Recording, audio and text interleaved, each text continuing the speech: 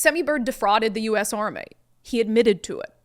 He admitted to it in a 2009 letter. There's no way around that. I'm not here to debate you on whether he committed stolen valor and defrauded the U.S. Army, because he admitted to it.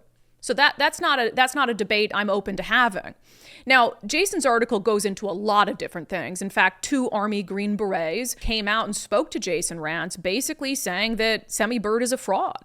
That in Operation Iraqi Freedom, in order to get some of the big meritorious awards that he brags about on the campaign trail, he lied about what he did on the field of battle. Not only did he lie, according to them, about what he did on the field of battle, he took credit for things other soldiers did on the field of battle in order to get these awards that he now brags about in order to run a political campaign. And look, you can have disagreements. You can come up with all the reasons in your mind why 2 Green Berets might want to lie about Semi Bird or have some sort of vendetta against Semi Bird. That's fine. But what you can't argue with, as I said, is the fact that Semi Bird would wear around medals that he had not earned, and that he committed, by his own admission, stolen valor. You wore awards and badges that you had not earned, that you noted those awards in official military records, that you signed 3 non-commissioned officer evaluation reports for rating periods in which you were not assigned to the unit, that you signed and certified as accurate a DA form which you knew to contain false and inaccurate information, that you made false official statements, and that you submitted a warrant officer application with false and inaccurate information with the intent to deceive. Your actions represent a serious departure from the high standards of integrity and professionalism expected of a Special Forces soldier in this command. Your conduct in this matter causes me to seriously consider your suitability for continued service as a soldier in the United States Army. Those aren't my words. Those aren't Jason Rantz's words. Those aren't some political enemy's words. Those are the words of a brigadier general in the Army to a soldier in his command, saying that his actions were so severe, that his efforts to deceive, to advance his own career were so severe, that it led him to question whether he should even be in the military anymore.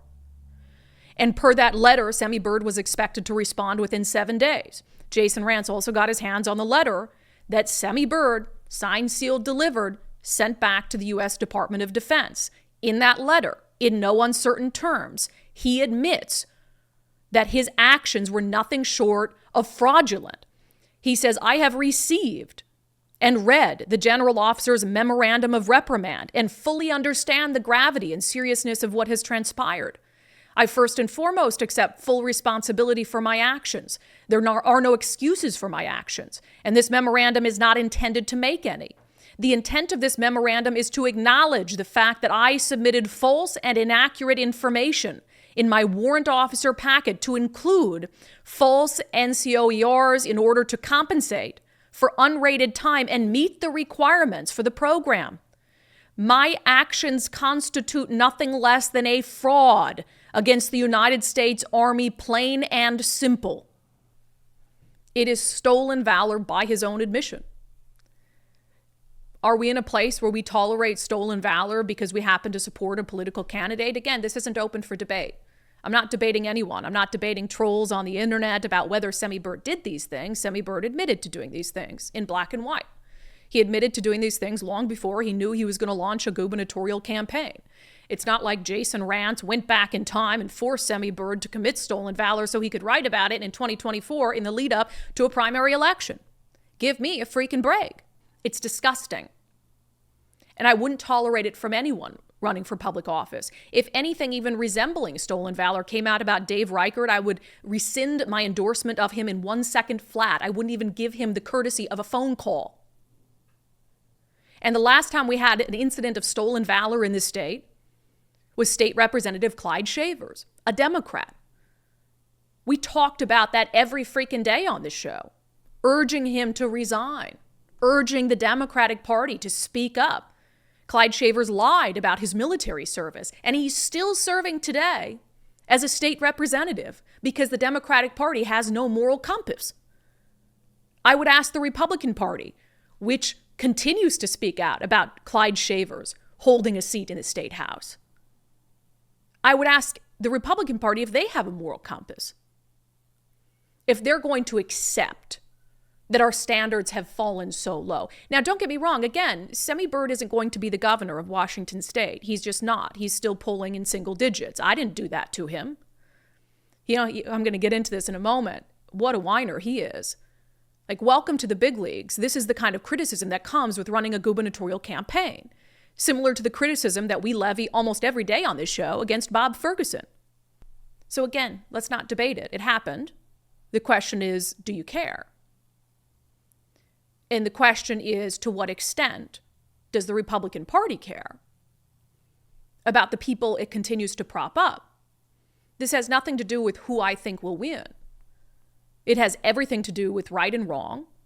And it's insane to me to watch people continue to defend the behavior of someone who is entirely unfit to hold public office, whose only other public office was a school board seat that he got recalled from in a plus 20 Trump district. It kind of saddens me, to be honest. I want to play, Semi Bird went on a podcast last night with Julie Barrett of Conservative Ladies of Washington. And it's fascinating to watch the spin game that he has. True con man. I feel that now more than ever before. True con man. A grifter in the highest form. A liar. A cheater.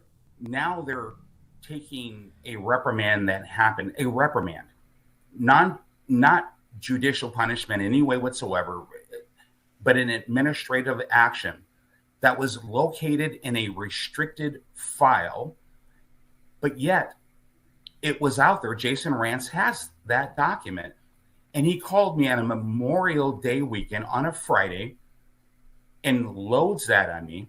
And then proceeds to start talking about stolen valor and says, what if I was to tell you that someone says, you didn't do what you say you did, someone else did? And I'm like, I was there. No one did a FOIA request. So that document was not brought forward legally. Someone accessed the system illegally and released the document illegally. So how Jason Rance got it, someone should ask him, because it wasn't done legally according to the Judge Advocate General. And that'll come out. How great is that? Not answering to what's in the document that he wrote, but he wants to twist things and put it on Jason. How did he get it? How did he get more concerned with how did he get the document that shows that I committed stolen valor, that I did something that in any normal political environment, voters would absolutely reject. I'm not going to comment on that. Deflection, master of deflection, whining, victimhood, leftist behavior, fitting for someone who used to teach DEI courses for money. So now it's about Jason Rance. We're going to look into how Jason Rance got the document. How dare Jason Rance be such a good journalist that he was able to secure a document without going through a FOIA request that had information, pertinent information for voters in an important election. I'd also note, we weren't immune from his unhinged victimhood last night. Jason Rance is supposedly a conservative, but he uses his show, Brandi, Kruse, all of them.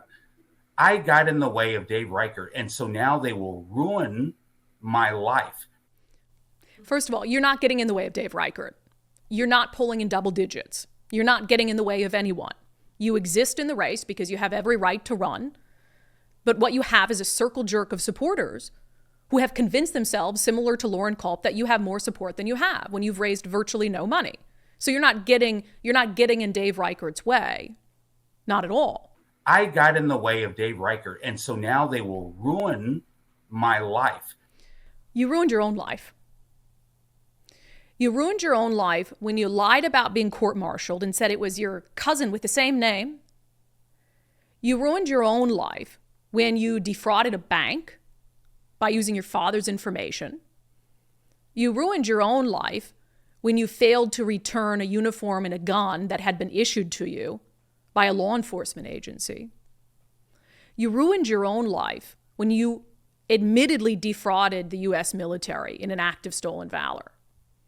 The media pointing out things that candidates have done while they're running for public office has been going on as long as the media has been in existence.